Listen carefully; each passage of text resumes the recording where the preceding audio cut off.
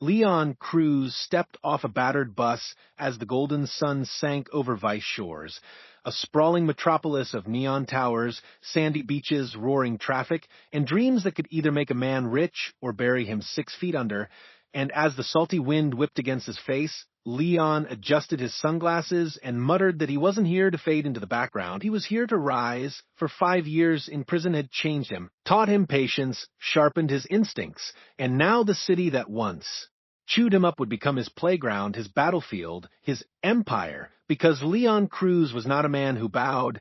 He was a man who stormed through life, and though Vice shores pulsed with new energy, crypto billboards towering over cracked sidewalks, influencers chasing clout on street corners, and music thumping from clubs that promised endless nights, Leon felt the old rhythm beneath it all, the heartbeat of hustlers, cartels, and cops locked in their eternal dance of power and betrayal, and the first name on his mind was Rico Morales, once his closest ally, now a ghost of a friend who had vanished on the night of the jewelry heist that left Leon in cuffs.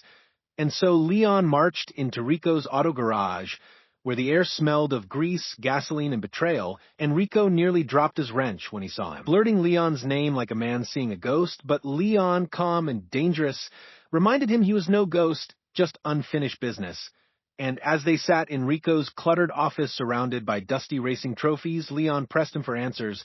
demanding to know why Rico disappeared, and Rico stammered, swearing it wasn't betrayal but chaos, that the streets had changed while Leon was locked away, that bigger players now ruled. The Marquez cartel, the Ortega family, and slick new tech. Billionaires who used crypto and shell companies to launder fortunes,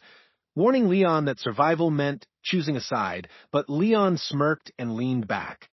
Declaring he didn't pick sides, he took them down, and before Rico could reply, the garage door rattled open and a black SUV rolled in, sleek as a shark, and out stepped Isabella Marquez, daughter of the cartel boss, her heels sharp against the concrete, her eyes sharper, dressed like power itself, and she called Leon by name, said her father spoke of him as reckless but useful, and offered him a place in their empire, but Leon laughed softly and told her he worked for no one, and Isabella smiled with a predator's patience,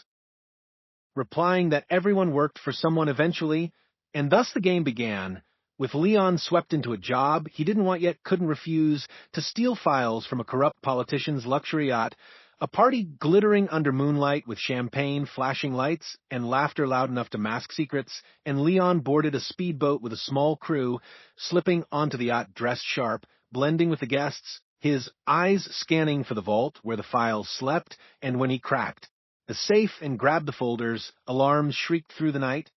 security swarming like hornets, and Leon, clever as ever, pulled the fire suppression system, drenching the party in chaos, champagne mixing with foam, guests shrieking as he dove into the sea and sped away, returning to Isabella with the files in hand, earning her rare approval but no trust from him, because Leon knew every deal carried a price, and soon the city buzzed with whispers that Leon Cruz was back, drawing old rivals and new dangers, with Detective Alvarez, a relentless cop, who once swore to cage Leon, now tailing his every move, rival gangs putting bounties on his head,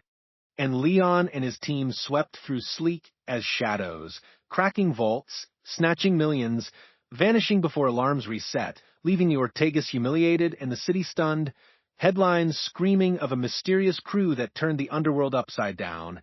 And with that Leon's name soared, feared by some, admired by others, until even street kids painted his face on murals and whispered his legend. Yet power always brings enemies, and Isabella pressed harder for him to join her family's empire, while the Ortegas vowed revenge and Alvarez closed the noose.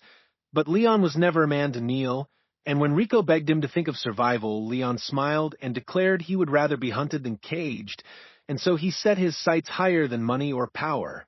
higher than any cartel or politician, for Leon discovered the city's elites. Cartels, corrupt officials, billionaires, kept their darkest secrets locked in a single offshore server farm, and his plan was madness. Break in, steal everything, and leak it all, not for riches, but for freedom, for chaos, for the storm. And so, on a night lit by explosions and police sirens, Leon and his crew stormed the server farm, slipping through fire and steel as helicopters roared overhead, as Alvarez himself led, the charge to bring him down, but Leon moved like smoke, untouchable, unstoppable, and with the drive clutched in his hands, he vanished into the neon night,